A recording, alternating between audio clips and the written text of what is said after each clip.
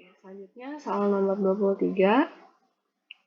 Diberikan wacana atau infografis terkait sifat fisik halogen dan kegunaannya dalam kehidupan sehari-hari, keluar dalam pasta gigi, keluar dalam pemutih, dan lain-lain. Peserta didik dapat menentukan sifat dan kegunaan unsur dari salah satu unsur halogen dengan benar. Kita cek di sini ya. Nomor 23. Sini ada insektisida. Apakah benar insektisida itu unsur atau senyawanya adalah DDT? DDT adalah dikloro difenyl trikloroetana. Berarti mengandung unsur klorin dari senyawa halogen. Halogen adalah golongan 7A, di mana unsur-unsurnya adalah ada fluorin, klorin, bromin, iodin, astatin. Astatin ini termasuk yang radioaktif. Nah, berarti yang nomor 1 ada unsur klorinnya. DDT itu untuk insektisida ya, betul. Nah, terus yang kedua ada unsur iodinnya, ini iodoform. Nah, ada unsur iodinnya. Nah, fungsinya adalah untuk antiseptik.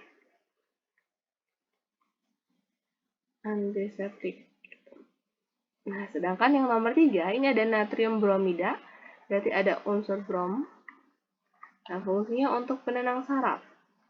Terus yang nomor 4 ada unsur klorin, kalsium hipoklorit. Nah, kalsium hipoklorit ini untuk kayak semacam pemutih ya, biasanya untuk desinfektan di ini ya, atau kaporit ya, dia untuk kaporit.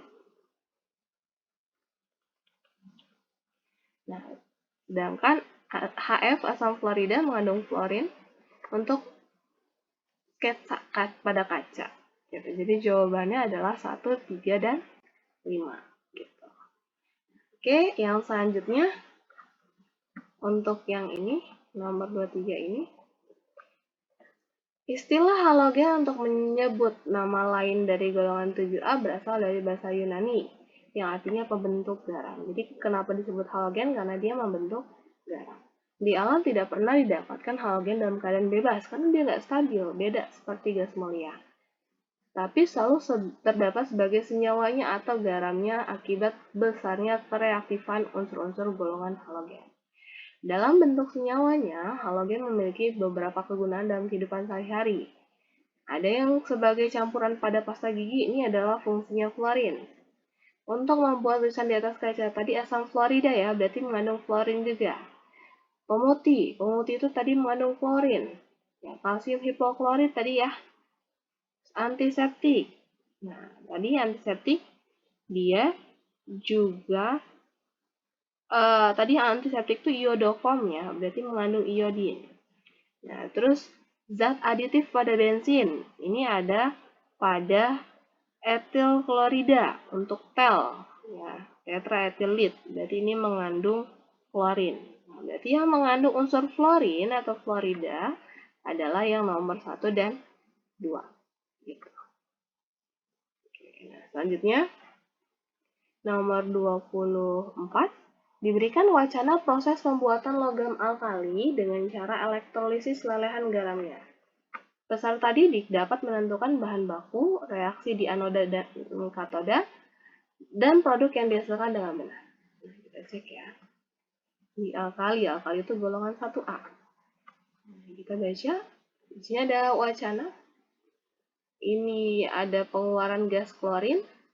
Ini memasukkan natrium klorida, natrium cair keluar di sini, keluaran natriumnya.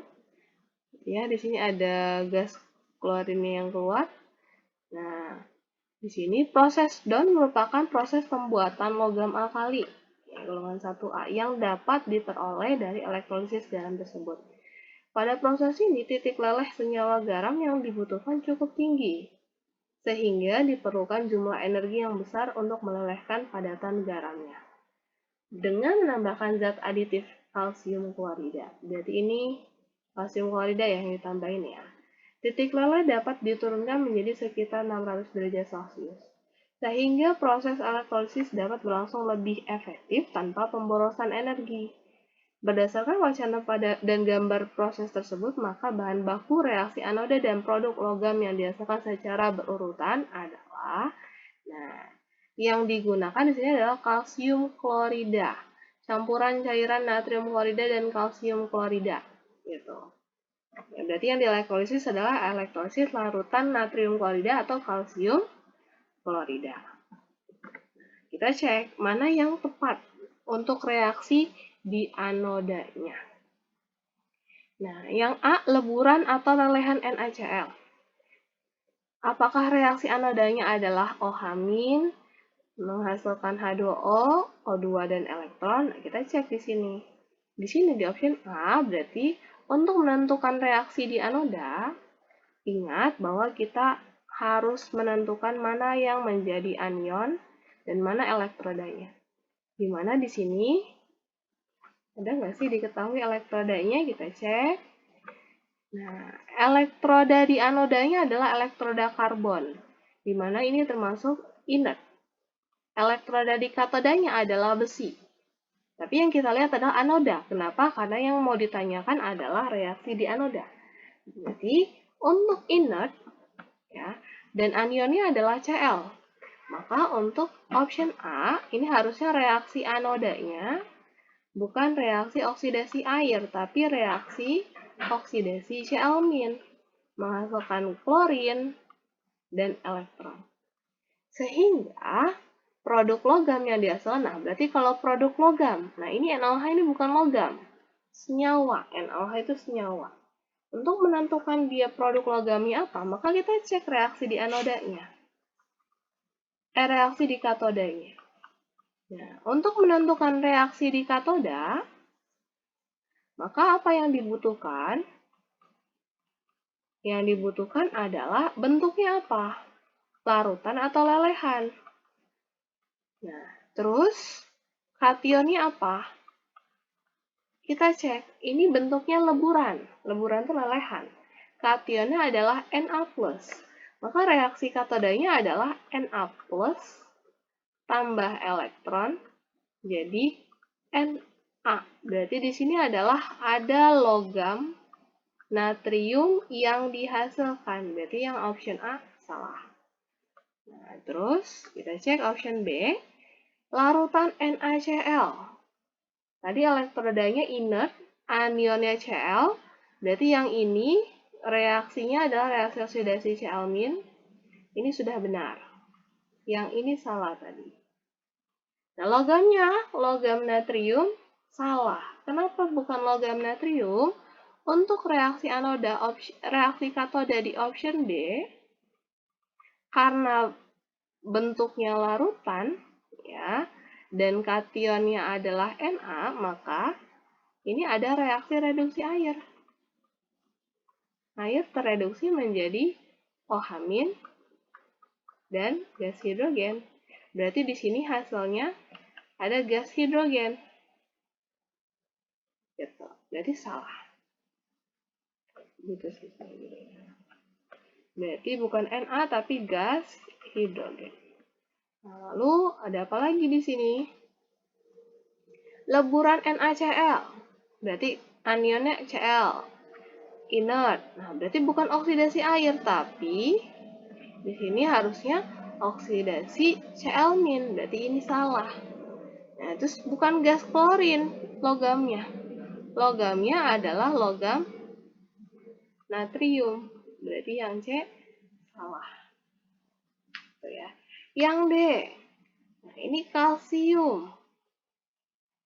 Kalsium kan tadi ini ya, golongan 2A dan bentuknya larutan nih. Berarti kalau ada kalsium golongan 2A dan bentuknya larutan, maka reaksinya di katoda adalah reaksi ini. Sama seperti tadi di option B. Reaksi reduksi air, sehingga bukan logam Ca yang dihasilkan, tapi gas hidrogen. Nah, terkait dengan reaksi di anodanya, ini sudah benar. Lalu yang E, Leburan NaCl, anionnya Cl-. Inert, berarti yang ini benar nih. Karena reaksi oksidasi Cl-. Dan logam Na yang dihasilkan ini juga benar. Gitu. Maka jawabannya adalah yang E. Gitu. Karena yang dileburkan di lelehan adalah natrium, maka reaksi katodanya seperti yang ini nih. Natrium direduksi jadi Na. Tuh. Ya, terus selanjutnya untuk nomor 24, pembuatan unsur dan senyawa natrium dapat dilakukan dengan proses DON, yaitu elektrolisis lelehan NaCl. Air asin yang mengandung NaCl diuapkan sampai kering, kemudian padatan yang terbentuk dihancurkan dan dilelehkan. Sedangkan untuk mengurangi biaya pemasaran, NaCl ya dicampur dengan 1 bagian kalsium klorida untuk menurunkan suhu lebur hingga sekian. Mana yang benar nih? Bahan bakunya larutan NaCl. Kalau larutan NaCl dia nggak akan menghasilkan logam Ca, apalagi larutan. Berarti produk yang dihasilkan adalah gas hidrogen tadi. Ya, karena di reaksi katodanya ini udah benar nih, reaksi reduksi air. Kenapa? Karena golongan 1A dan larutan ya yang tereduksi adalah air. Sedangkan untuk reaksi anodanya anionnya adalah Cl-, elektrodanya dianggap inert, berarti adalah reaksi oksidasi Cl, menghasilkan gas klorin dan elektron. Lalu yang selanjutnya, kalau kalsium klorida sebagai larutan, maka produk yang dihasilkan bukan kalsium klorida. Gitu. Produk yang dihasilkan tetap gas hidrogen. Karena kalsium itu golongan 2A dan bentuknya larutan, ya, maka reaksi katodanya bukan reaksi oksidasi Cl-, tapi reaksi reduksi air. Berarti salah. Nah, terus yang C, lelehan kalsium klorida. Maka produk yang dihasilkan bukan NaCl, ini kan Ca. Kenapa jadi Na? Gitu. Salah ya? Nah, harusnya produk yang dihasilkan adalah gas hidrogen. Di katoda ini juga salah nih. Sorry. Di katoda bukan gas hidrogen yang dihasilkan kan? Ya, sorry. Lelehan kalsium, berarti kalsium lelehan sama larutan beda ya. Kalau lelehan, berarti si kalsiumnya tereduksi jadi logam kalsium. Nah, berarti di sini ada logam kalsium di katoda, ya, bukan NaCl. Kalau yang ditanya adalah di anoda, maka sama seperti ini tadi nih. Reaksi oksidasi klorin menghasilkan gas klorin. Berarti yang C salah. Yang D, NaCl, lelehan. Nah, ini Na plus lelehan, maka yang dihasilkan adalah logam Na. Ini udah betul. Gitu. Maka jawabannya adalah yang D. Kalau yang E, bahan bakunya adalah air. Nah, air, kalau bahan bakunya air berarti dia agak susah ya, karena kan yang ditanya di sini yang diketahui adalah bahan bakunya apa nih? Elektrolisis larutan NaCl, bukan air. Gitu. Berarti salah ya. Oke.